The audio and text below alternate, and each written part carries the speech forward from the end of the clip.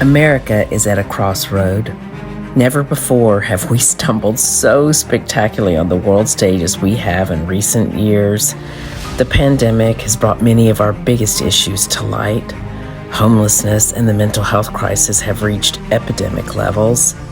Freedom of speech is under threat.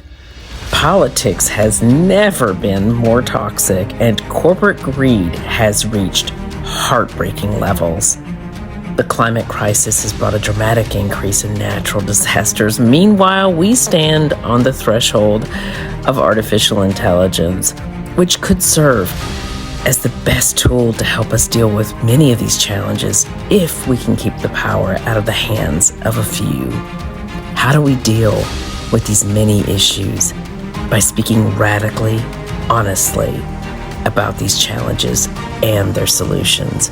By becoming more enlightened to the facts and raising human consciousness, we can use this unprecedented moment in human history to create the most extraordinary advancement in our collective experience. I'm host Shaman Isis. Welcome to Citizen Journalist.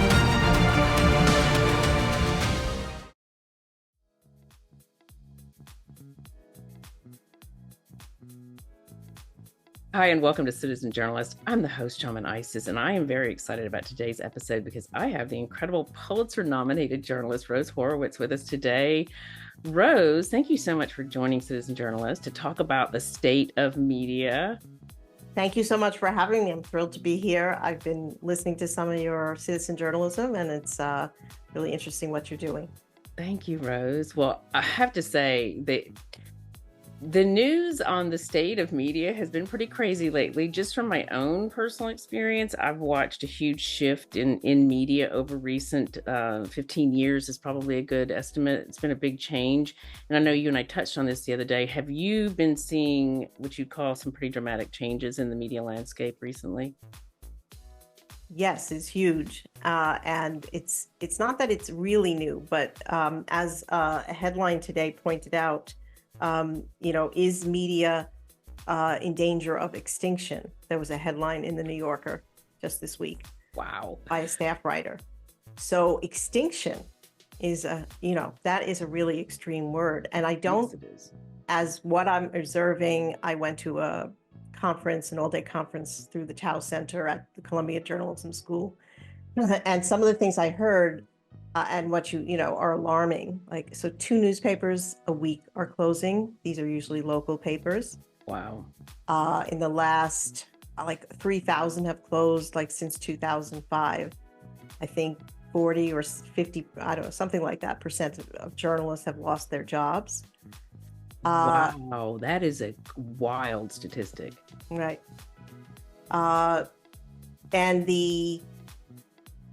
And it's not just newspapers, but what arose in the time of the internet. So places like BuzzFeed went under, and this new venture called The Messenger, which was started by a journalist who had this idea of doing this a new way. It didn't even last. It lasted 9 months. Wow. So it is a huge. So you just wonder. Well, and the other thing I'm reading is as they talk about streaming, that if people have, Netflix and Hulu and, so they're paying for 7-8 subscriptions. I saw a quote that somebody said, well, yeah, we don't need the news. I'm going to cancel my subscription to the Washington Post. Wow. So, what do you attribute? I mean, I know I can guesstimate, but what do you attribute some of the biggest factors to this massive shift in media? I think it started with the advent of Craig Newmark's, Craigslist, because what happened suddenly is that instead of there being newspapers having, just my mic, having this ready supply of advertisers, that's how it worked. We cover the news, we get advertising. That's how we pay, and newspapers were profitable and had a big profit margin. But then once we had the internet and people could, instead of looking for a job or a piece of furniture in the paper, they could go to Craigslist, and this was in '96, that everything just totally changed because there was the business model for journalism, which was ad revenue, went out the window. Wow. I actually think that's interesting. I think most of our listeners probably wouldn't have considered, I think they probably would have thought, oh, I know the internet probably had something to do with it, but I don't think they would have ever thought, it really started with Craigslist because it took out so many pages from the newspaper of advertising. The funny thing is, just to mention, I've met Craig Newmark, heard him speak, lives in New York City, and he has become the biggest champion of journalism. Yeah. That's wonderful to hear, actually. As I think that may have been the publication or whatever website that started the the change, but it was going to probably happen regardless, simply because of the way the internet functions. What are are there anything else that comes to mind in terms of what really caused this massive shift in media, where we're losing a lot of, journalism to me is a hugely respectful career, and I take journalism very seriously, but there's a big difference between journalism and, pop culture, mass media, if you will. What are some of the other factors that you can think of? Some of the other factors are, well, as the budget shrinked, as papers lost revenue, the ones that were owned by families who could support this level of journalism, they couldn't support it anymore. And so you have companies like Sinclair and Alden Media, taking hedge funds taking over news outlets. Or in the case of the LA Times, a big billionaire investor took it over, solo entrepreneur. And they didn't necessarily have the same standards or the same respect. So they came in like, like you could say McKinsey would come into a company and say, well, how can we cut this? Okay, let's, so like what happened, I was at a local paper 5-6 years ago, and there were almost no copy editors. So copy editors went.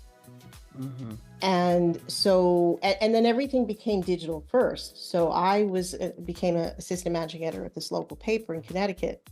And it was always digital first. So if a reporter was on the way to work and saw a fire, their job was to take a picture, send in something and put it online for Twitter or wherever. And there wasn't an editor reading that first. Yeah.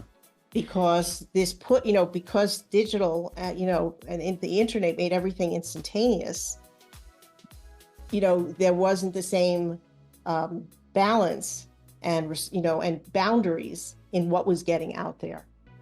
Yeah, something I noticed. So I love what you're saying, because I think it's very insightful. So the Craigslist type things came along. They ate up the advertising dollars. The powers that be had to make cuts, and the ones that cared about journalism tried. And the other ones went the way of, quick and easy and cheap. And a lot of jobs ended up going away. From my end, as somebody who worked in marketing and PR, I noticed that I stopped getting, I used to get tons of fact-checking phone calls all the time. And suddenly I wasn't getting fact-checking calls from anybody. It was happening very rarely. And I was like, this is actually a big deal, you guys. And they're like, what do you mean? Isn't it great? And I was like, no, this is not great. Because I keep reading articles and they have inaccuracies in them. Yeah. I wrote for a few articles for Forbes, and if I said a ship was white, they would, whatever it would, show us where, recite that. Where did you get that? Just a color or whatever it was, Yeah. And it had to be at that moment, because they were in the midst of, putting it out. And a difference is I went to hear a business editor at the New York Times who said that at the New York Times, at least 2 editors are seeing anything before it goes out. Yeah. So when you shrink, when copy editing barely exists, or, so if it's a chain like Gannett or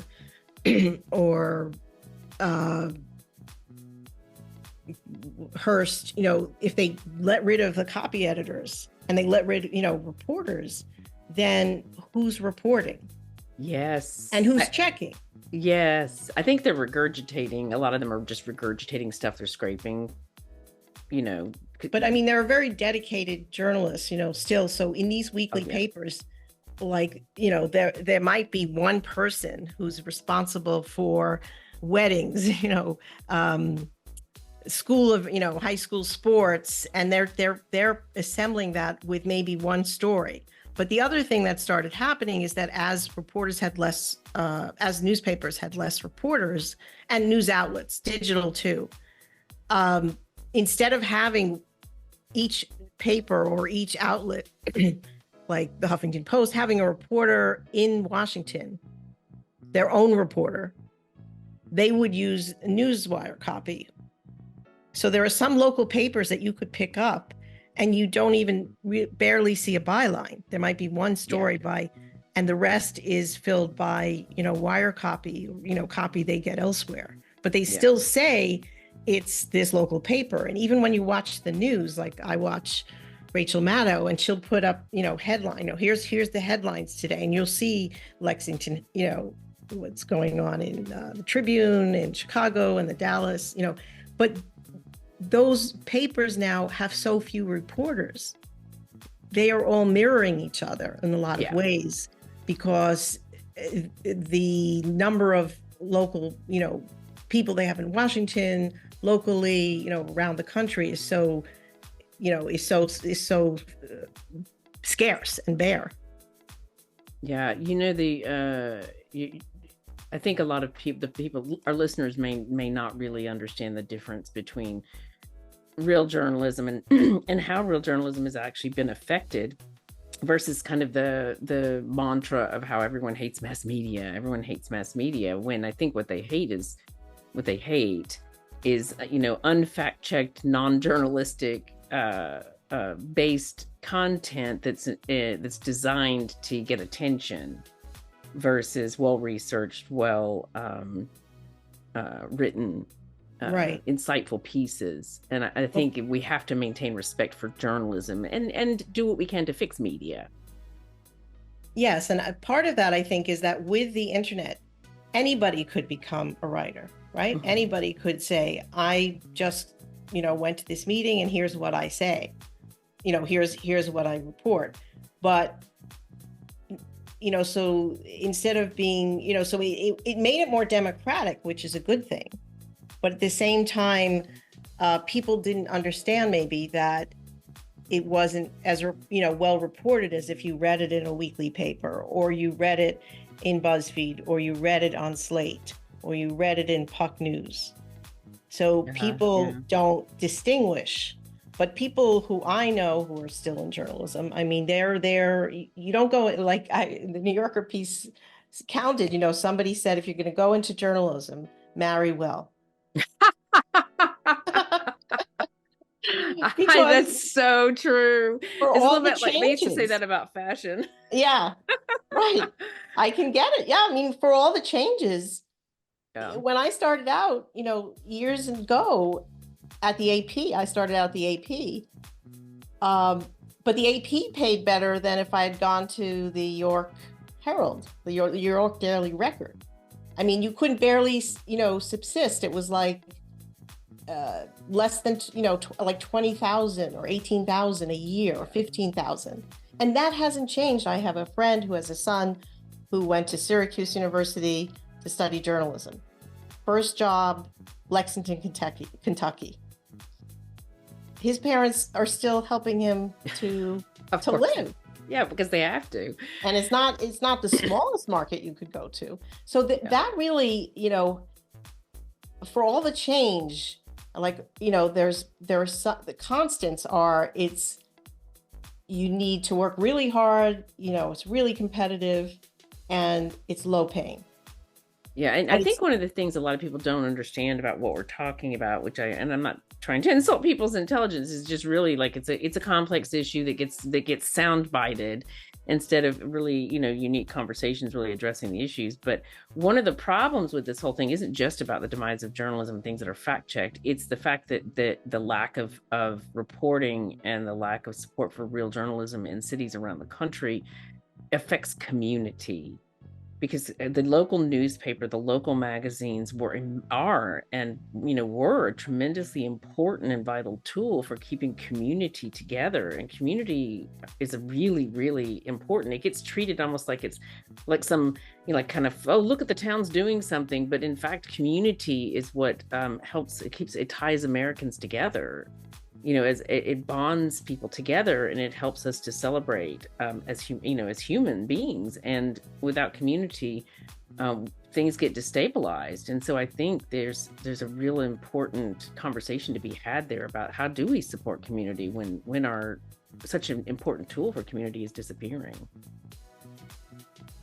I think there are some things that have risen, that have, like, I saw that now there's some outlet that is paying ordinary people to cover local school board meetings, or planning and zoning meetings, P&Z meetings, because that when we say journalism is more polarized, right? The media is more polarized. Part of that is because there isn't this common, denominator of what we're all learning about in our community. So, for example, in the small town where we raised our kids, there was a local paper every week. There was a paper every week. I would see them at the, every school board meeting I went to. They would send at least a photographer to cover the school, musical. And people knew what was going on. And when that paper closed in 2018, I think, there was nothing. Yeah. So if there are people who want to get something passed in the school board meeting, like banning books or cutting, certain staff or the budget, there isn't that debate about it because no one's reading that story. Yeah. And what some towns have done is made their webpage, the information source. And that's what this small town did. And then some entrepreneur, somebody came, I don't know if he's making money at it, but came up with this idea of Weston Today. And so they do cover certain things, but it's selective. Yeah. So it's different from what you would read in a local paper. So it might be a feature on somebody who did something amazing, a charity project, but there's no consistency. Yeah. And I think that the distribution of information and having the presence of the local community paper there communicated so much, even if the person didn't read the whole thing, they saw the cover, it just creates bonds. And it's a watchdog, because if you as a parent, you go to a school board meeting, you see the paper is covering it. Well, you better watch what you're saying. And anybody who's on the school board that could say something, derogatory about somebody or whatever it is. Somebody's a witness to that, right? Yeah. Yeah, it's really huge. Before we get to talking about some of the big national, media changes that are going on, or scandal, if you will, some of the things that have been going on. It's been a little crazy in the media lately. You bet. Do you mind sharing with our listeners a little bit about your journey to Pulitzer-nominated journalist, which I think is so cool? Thank you very much. I went to graduate school at the Columbia School of International Public Affairs. And within that, I sort of majored in media. So we got to cover the New Hampshire primary that year. My first story was in the New Amsterdam News about the New York primary. And then I went to the AP as what they called a vacation relief staffer. I'd taken the AP test, and 2 weeks before I was graduating, Pete Matisse called me on the phone and said, hey, Rose, what's up? Where are you? Want to come to Pittsburgh? I was like, okay, and so my job was at 6 a.m. to get there and open up all the local papers and write basically, radio briefs for what was up and for noon. So, and I did others, and that was very collaborative because, there was a reporter who had covered, Pulitzer-nominated for journalism and covering the Vietnam, and then I went on to go to Charleston, West Virginia for a while with the AP. And then I worked for a daily paper called the Journal of Commerce, which was owned by Knight Ridder, and it covered international trade and shipping. And so, but it was quite influential, you know, um, and I had studied international, so I would go as a young reporter to hear the president of Argentina at the Plaza Hotel, and you know, really, you called in you called in, you know, I love that. I love that about old school journalism. And then when I went to LA, I went to LA with the paper, but I used to use a Radio Shack. It would take like an hour just to transmit your story, you know, on this Radio Shack machine. And then I went on to cover. So when I was at this paper, one of the, you know, as a woman, I was one of the few woman reporters, and I kept getting scoops. And one day, you know, the editor called me in and said, "Hey, you know, like, what's up with this? Like, why are you always on the front page?" Like, that's my job, right? You're like, because I'm Rose Horowitz. Like, isn't that what I'm supposed to be doing? Isn't that Right. why you hired me? But another editor who had been at the Philadelphia Inquirer, you know, got a tip that was sent, you know, anonymously under the door of the paper in an envelope, and it was somebody so awesome.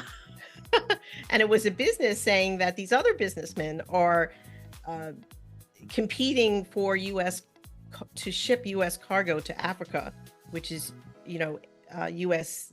the Food for Peace program we have through USAID, and it had to be carried in U.S. ships. So I spent 3 months tracing these ships and who was shipping them, and came out with this story, you know, this 3-month investigation that said that a certain carrier was getting all the business. It was sort of that classic story where, as we were going to press, you know, this shipping company emailed us like, we're going to sue you. But because I was at a big paper, you know, I wasn't worried. You know, this big paper was backing whatever I wrote, and my editors, but, you know, behind that was Knight Ridder.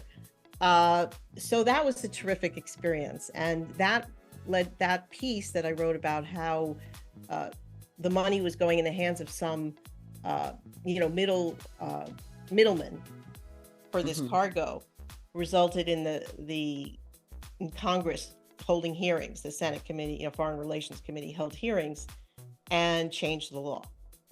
Wow. Wow. So from an envelope shoved under a door to 3 months of hardcore investigating to developing all your sources to writing a big piece to getting Congress to hold hearings. And I had a deep throat. I had somebody I would call by another name in an agency who wanted to see change. And I would go to Washington and meet with him, you know, and I thought he was okay, but I learned later he was out of a job. Oh, it's so cloak and dagger, Rose. You need a new headshot where you've got your, you know, trench coat on and everything. I love that. So that was my start. And then I covered breaking news, but you know, I was the first to report this a long time ago, but that Captain Hazelwood, who was the captain of the Exxon Valdez, had a drunk driving record. And part of the reason I could do that is because I had a beat, you know, which was shipping. So I had sources. So when something broke, like the Exxon Valdez, I knew where to go for that information, you know, or where to zigzag. And then I covered aerospace in LA for the LA Daily News, which is like the competitor to the LA Times. And aerospace was very, you know, huge industry, especially, you know. Oh yeah, especially in California. Yeah. And then I continued to write for some trade publications. So I've always been, and then I went freelance and been freelance a long time. So I've written for the New York Times and Forbes and other places, and many, you know, trade magazines, and also online. And then during the pandemic, I sort of shifted gears because I became a producer on a daily show about all aspects of COVID. So we streamed it, you know, on LinkedIn and Twitter and Facebook and YouTube. And my job, mine and another producer, was to get guests, think of topics, get guests. And we, so that was huge, like another side of the business to see. And you've done it all. I created this hashtag that went viral. And once I had this broadcast experience, people started saying, well, you should do your own show. Because I had been doing Woman to Follow, but as sort of threads, and then I put them as blog posts on my Medium account.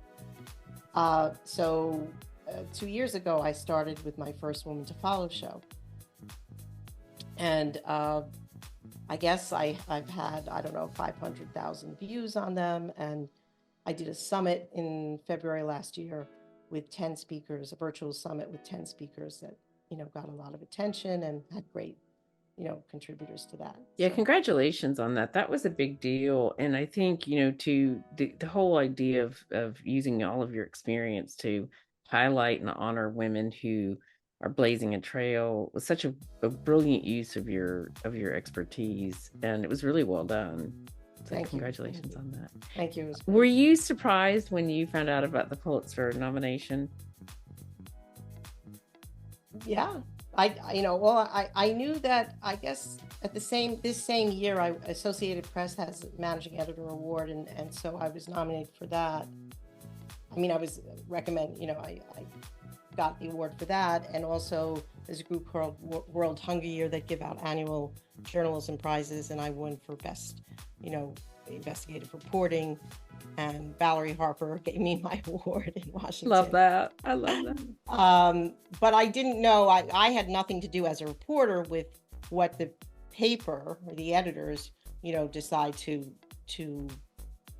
turn into the Pulitzer Committee. Wow. Exciting. But it was really exciting, and it was really exciting that the law changed, because that's, you want to make, if you're going to go into journalism, one of the things, if you're reporting, is you want to do something that's impactful. Change the world. Yeah. I think most people don't get the experience of seeing the impact they have on the world in a moment like that. That's a really extraordinary moment. Yeah. Thank you. Wouldn't it be great if we could give everybody one of those times where they could actually see their impact on the world? Yeah, but it's true. In local papers, like there's a publication in Mississippi that's online, and they were breaking stories about, the way the prisons were run and how terrible they were. So those stories, whether they get nominated for a Pulitzer or not, in the communities where they appear, they make an impact. Yeah, so true. So there's been a lot in recent months, certainly in recent days, on media. What do you think are some of the kind of standout stories and moments that are happening right now that are really sort of shaking the landscape up? Well, I guess I have to say that, for 5 days this weekend, when this report came out about Biden's testimony on the papers, the CI, the papers that he had, that he wasn't aware that he had. There was the lead story, and I think the Sunday Times was, about his memory. Mm-hmm. But at the same time, that weekend, Trump went on TV after Tucker Carlson had interviewed Vladimir Putin. And said, wait, which was first? The Tucker Carlson or the... I think it was Biden. Yeah, the Biden story was first. So everybody was focusing on, is he too old? And of course, there's only 3 years difference, or 4 years different. Yeah, 4 years. 77, Trump is 77, Biden is 81. Mm-hmm. That is not a big difference. No, it's not. I will say, Frank, honestly, I do, as you know, I do Billy D's, a co-host with Billy D's, mm-hmm. and we've talked about this. I have actually been concerned for a couple of years now about his health. I mean, it's a lot to bear at that age. They're both older. for running a Like, country for running a that country. turns all our presidents gray in the first place. Right. But if you look at the record, like people have said, Biden is going to go down as a great president because of all the changes he did that happened under his reign, and many for, working class and making things fairer. And if you look at Trump and the GOP is focused on this whole, border issue. But if you look at Trump's record, people who've looked at Trump's record say he didn't succeed. I mean, Obama had stricter laws on the border. So it becomes this, circus of what's really true. And what happens in a presidential race, what I think is happening, is there's this both-sidism, okay? So, if you cover, how do you cover Trump? And one of the big things that happened in 2016 is that they said the media failed to cover Trump, what he was really saying, and focused like at the last, few months about Hillary's emails versus the things Trump was saying he was going to do. And now we know more what he's saying he's going to do. So Tucker Carlson goes and does this interview with Putin. One of my recent tweets was about how Rachel Maddow last night was talking about that interview where Putin basically said that Poland was responsible for starting World War II. And he mentioned Poland 30 times. Oh my God. As recorded by which is a little bit of a red flag. Yeah. And 48 hours later, Trump was saying, we can't rely on the NATO, NATO's, they don't give their money like they should to NATO. And if any country doesn't, I encourage, Russia to invade them.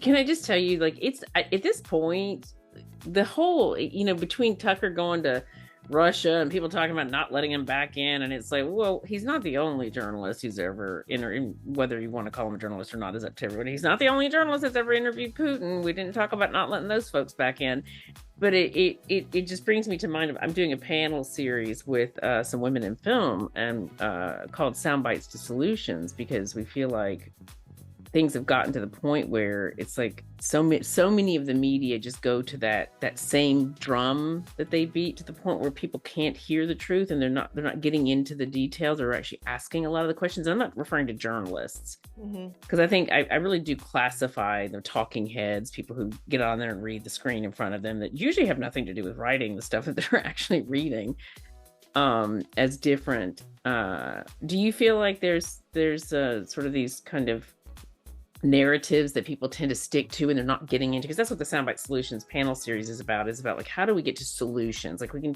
keep beating these same, I'm over here, I'm red, I'm blue, but we have problems that need to be solved, and there's oftentimes the answer can be found somewhere in the middle. Do you feel like some of the media are kind of feeding that situation with the way that they're covering things? Yeah, I mean, I think that covering the elections, which is nothing new, because covering it as a horse race, and this poll says this, and this poll says this, and this poll says this, without looking at the positions, the content of where, what the candidates are saying.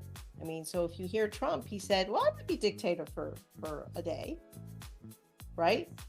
So, he's saying it out loud.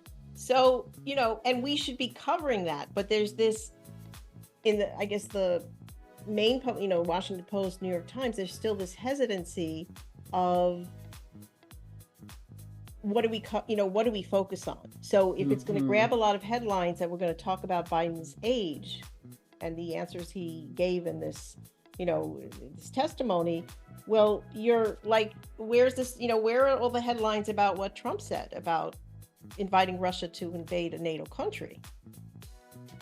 Yeah, it's almost like they're just picking things that it's not really the most relevant questions that should be asked. And so that's where the job, I just read a column by Margaret Sullivan, who used to be a public editor at the New York Times. Oh yeah, mad respect. Yeah, I met her at this conference I went to at the J School, the Columbia School of Journalism, and she said it's nothing new that papers and publications are partisan.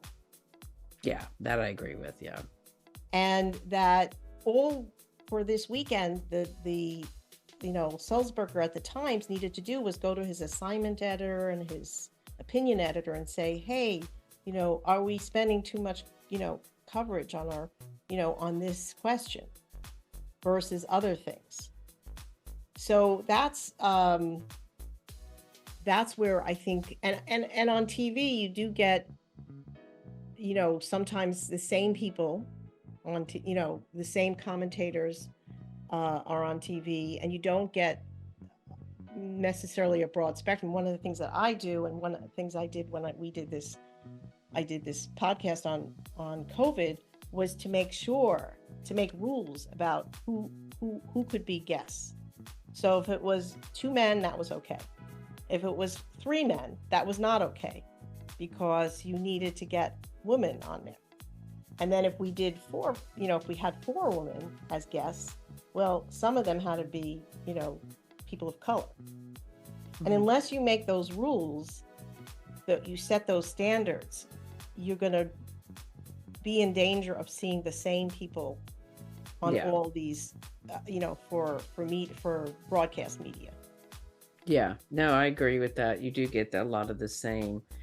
It kind of reminds me, I was thinking about this because as somebody who's a philosopher, I'm always, it always makes me cringe when I look up philosophers on social media, not social media, on, like, say, a search engine, and it's always an entire page of men. There are no female philospers. Like the Google, the search engines of the world don't consider there to be female philosophers. Hannah Arendt and what was her name? Early. I mean, there are a few, but you have to. So what I did, you have to hunt for them. Yeah, you have to hunt for them. So, but that's the idea of Woman to Follow. That I am saying, here's a list. I've started out, became a hashtag, and then I put together lists of women that we should follow.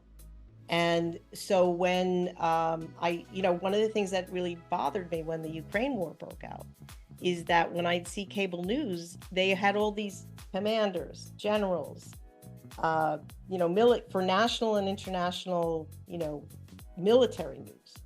You tell me where there's a woman, right? So I did a show on about 2 weeks after Ukraine was invaded with 3 women. So one was a reporter in Ukraine, one was, a Kremlin watcher in New York, and one was like a Kremlin watcher and professor in Italy.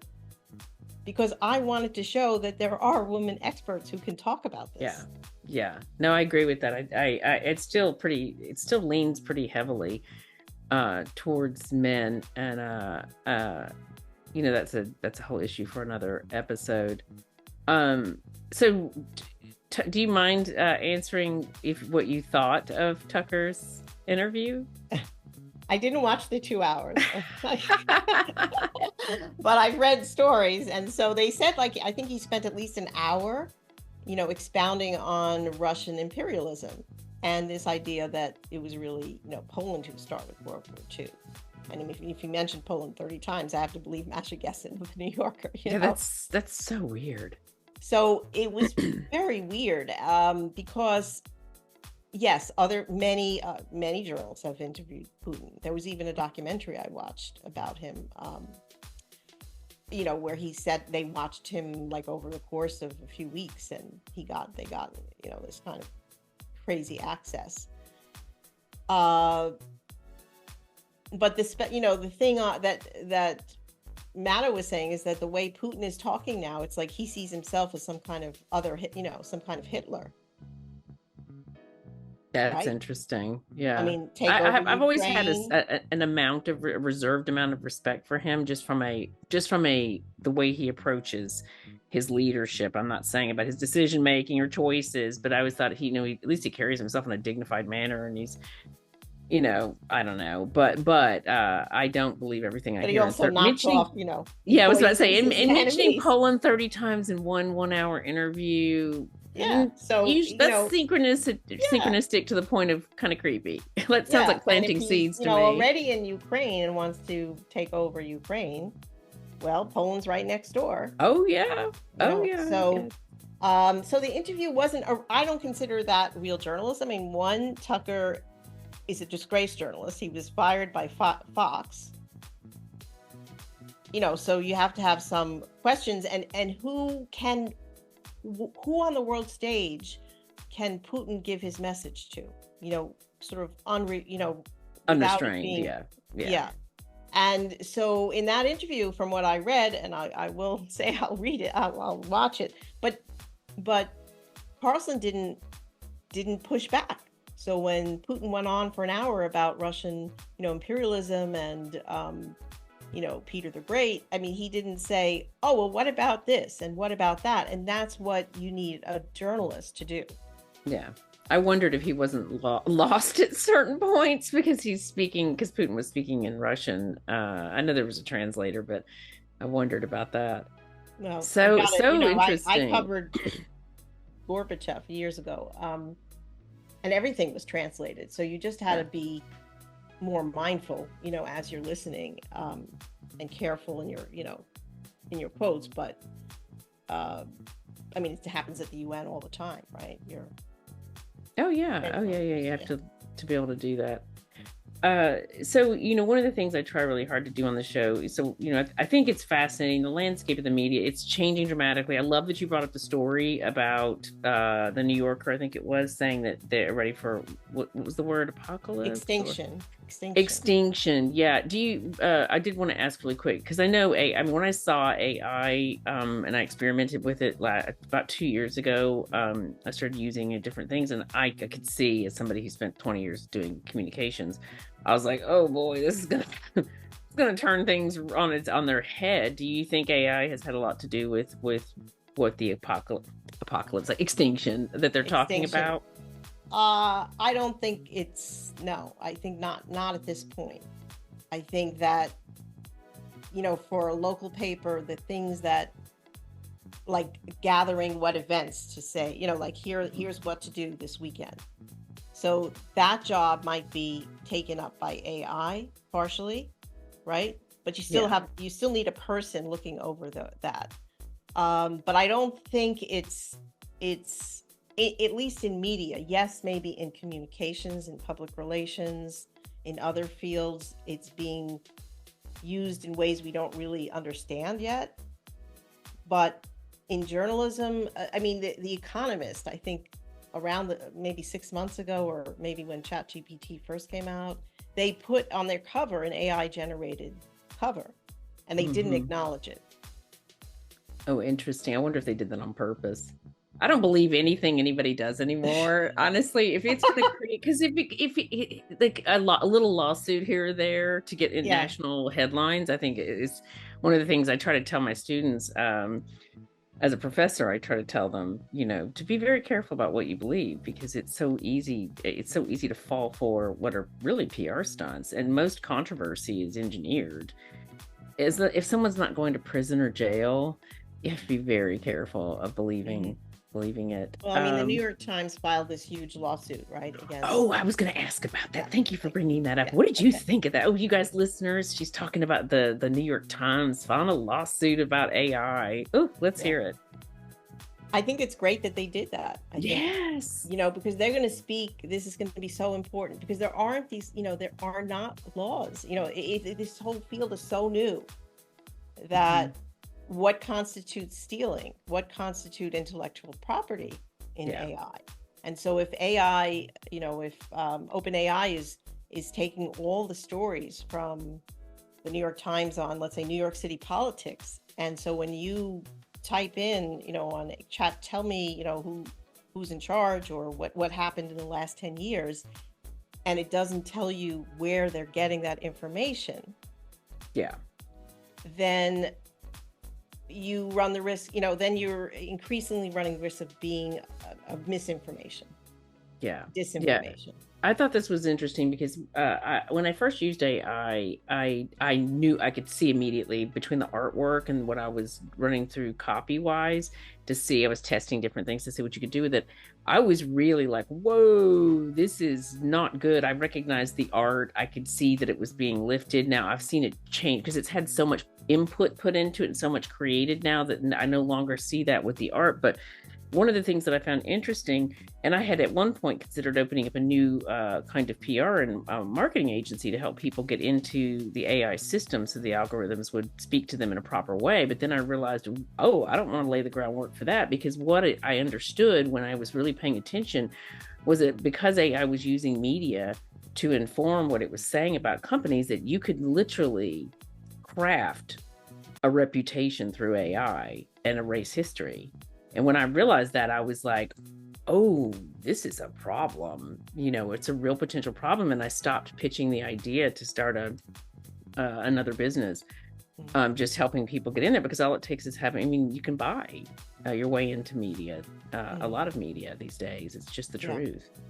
And I think that, for me, if I want to do a business plan or marketing plan, I might go to AI. But if I want to Google how many reporters were laid off in the last 15 years, I go to Google, because at least, you know where that source is. Mm-hmm. And what I think Google and the other companies, I hope, will work on is that there'll be attribution. Yes. And I think they are working on that at Google, because they have so much at stake, right? It's become a verb, Googling, right? And, so I think it will evolve. And I think that the New York Times lawsuit will help that evolve in terms of setting standards and rules. Yeah, I think that's huge. I am really glad that you brought that up, because I think that the New York Times taking that on was so necessary. And I think it will push through the change, even, that might drag on for a while, but it will cause them to have to go, oh, we need to fix this now. We don't want more lawsuits. What do you think as our last question for you about the media landscape, what do you think do any solutions come to mind in terms of kind of helping media evolve into a better place? Yeah, I think that there's something called solutions journalism, and which is about, instead of just saying what's wrong, let's give people some guidance in how to fix this, and let's write stories on how this is being fixed and what people can do about it. And there's also collaborative journalism. So I met Mitra Kalita, who been a journalist at her last job was at CNN, and while she was there, she started creating a newsletter called Epicenter, about what was going on in Jackson Heights during the pandemic, to give people, the community, where do you go to get your shot, latest information on what vaccine was available. So this idea that, and now she's grown that, and I think she has 27 local news participants as part of URL Media. And when she talked about the elections, she said her job as an editor is to answer the basic questions, how do I vote? Mm-hmm. Why do I vote? Is it safe for me to vote? Yeah. And bring that to the community to inform them. So you're not telling them necessarily who to vote, but you're providing that useful information, and you're really serving the community. And I think the way local journalism is, can keep alive is if you find these smaller outfits that are focused on the community. Yeah. In new ways. So there needs to be, I was at this conference, and Ann Nelson, who teaches at Columbia, said there needs to be a Marshall Plan for journalism. I agree. Wow. So if we fund public highways, why not, public? And there is some movement on that, but not to the scale that makes up for the news deserts that we're experiencing. Yeah, I think that's such an interesting for our listeners. There are large swaths of the country that no longer have a local newspaper, which is affecting community. When people already have their heads buried in their phones, people are all listening to the same,